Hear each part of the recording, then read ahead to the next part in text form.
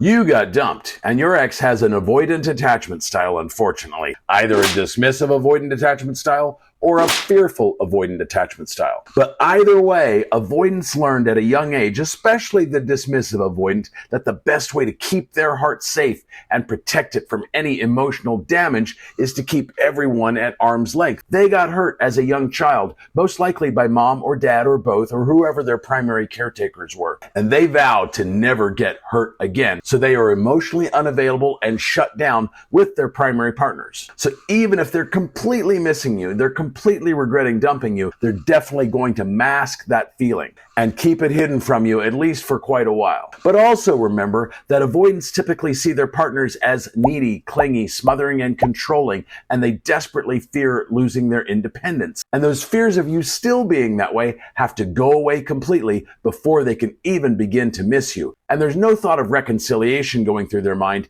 until they start to miss you. Now, the fearful avoidant at least switches to more of an anxious attachment style if they sense you pulling away, which is exactly what happens when you go no contact. So you being in no contact, whether with the fearful or the dismissive, is absolutely the right thing to do, because that is the best way to show them that you're not still needy and you're not still clingy. And even if you weren't needy or clingy in your eyes, I guarantee you that's how they saw you. And that's even more true if you have an anxious attachment style. But always look at a person's actions, not what they're saying. Their actions will always tell the truth, even when their words don't. And even if you're not hearing anything from them, you may be hearing things from mutual friends or seeing things on social media. But in this video, I'm going to share with you the 7 hidden signs that your avoidant ex is missing you in silence. So let's talk about it.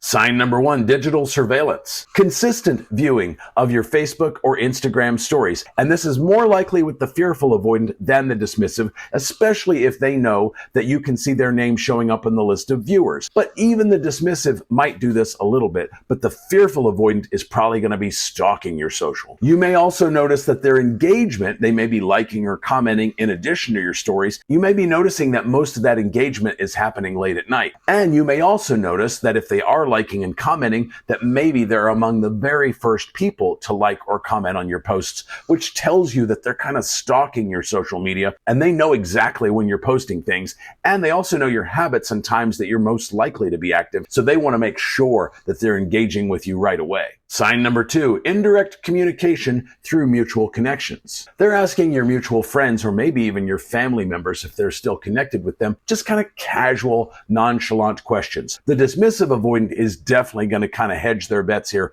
and be very vague and kind of not seem very emotional. The fearful avoidant will be much more emotional, but they're showing an interest in your life and what you're doing, what you've been up to, and they may even be bold enough to ask if you're seeing somebody new or even in a full-fledged new relationship. But it's a subtle way of kind of maintaining that connection to you without really any risk on their part. Sign number 3, strategic social media activity. They're posting content on their social media that seems like it's targeted at you. Maybe they're sharing references or memories that the two of you shared, or pictures of places that the two of you went to or talked about going to. Maybe they're making references or vague statements that only you would understand. And there's an increased level of activity on their social media during the times they know it's likely you're going to be on social media. And in general, they're kind of using social media as an emotional outlet, but it's also a very low-risk way for them to kind of maintain a connection with you. Sign number 4, online presence changes. Now, despite what I just mentioned, you might notice a radically different approach to social media.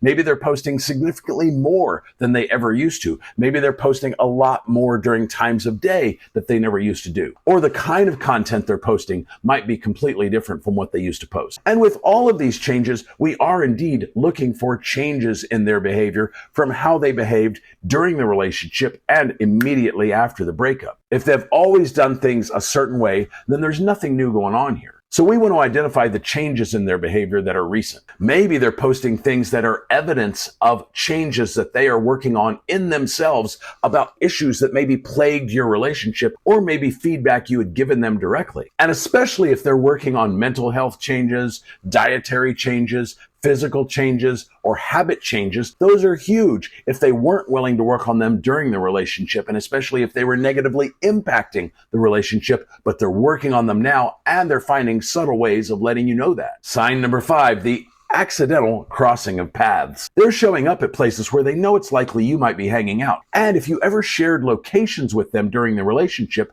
and you forgot to turn that off, I can guarantee you that at least the fearful avoidant is probably stalking your location 24/7, and they know exactly where you are. They're also maybe participating more than they used to in group events with mutual friends, but the dismissive avoidant is very unlikely to actually come over and start to talk to you if they run into you in these places. They're probably just going to kind of look at you from across the room. They might smile, they might wave, but they're probably not going to do much more than that. The fearful avoidant might actually come over and engage with you though. But either way, I don't want your reaction to be anything beyond what theirs is. If they look at you and smile and wave, then you can smile and wave back. If they don't do anything, then you don't do anything. But most importantly, you don't go over to them if you see them. Make them come to you if they want to talk to you. Sign number 6, delayed or unusual reactions to your life changes. You may be posting things on your social media that kind of let them know that, hey, I got back in the gym and now I've dropped 20 pounds, or maybe I've taken up a new hobby or a new activity. Maybe I'm furthering my career by getting a new certification or something like that. And you're sharing all this kind of stuff on social, but they're having a visibly emotional response to that. Maybe they're hearting everything that you're posting like that. Maybe they're commenting about how proud they are that you're doing this. But you may also be hearing about that kind of thing from mutual friends. Now, if it looks like the life updates that you're posting indicate that you are moving on, like maybe there's pictures of you out on a date, or maybe pictures of you with somebody that you're kind of seeing regularly, that can actually trigger some jealousy in them. And you may notice either a negative reaction or kind of a dark tone taking over what they're posting on their social. Or you may be hearing criticisms about the person you're seeing through mutual friends. But remember, even if your ex is jealous, they're very unlikely, especially the dismissive avoidant, to come out and express that directly to you. They don't want to be that emotionally vulnerable, so they'll find more subtle ways to jab at you. And sign number 7, the absence of complete detachment. Even if you're not still connected on social media, and even if they used to have you blocked, I bet by now they have unblocked you because they want to maintain a little bit of that connection. They don't want to completely remove you from their life, even if it seems like you're moving on. And they're making sure that they're staying connected with your mutual friends and some of your family members probably too. And while they're obviously reluctant to engage with you directly, there is significance in the fact that they're keeping all of these channels open. I know it's maddening. I know you desperately want them to come to you and say, oh my God, I totally screwed up by dumping you. Will you please take me back? Most people, even people who aren't avoidants, aren't likely to do that because they don't want to risk that level of vulnerability. They don't want to let their guard down and say that and then have you be like, no, I don't think so. So they're not likely going to do that, especially the dismissive avoidant. So they're going to find very subtle ways to very slowly test the waters over a period of months. And they may even be hoping that you take some of the bait they're throwing out there and that you break your no contact and make contact with them first. Don't do that. Ultimately, you need to stay vigilant in your no contact until they reach out to you directly. Text is going to be the most likely way with an avoidant, especially a dismissive avoidant. And then wait for them to say something like, hey, I miss you, or hey, can we talk? Hey, can we get together? I have some feelings I want to share with you, something like that. When you hear that kind of thing, absolutely make a date with them in the evening, ideally at your place, and then make it happen. Exes do come back about 55% of the time, but that means 45% of the time they don't. And dismissive avoidants, especially if they have some narcissistic tendencies,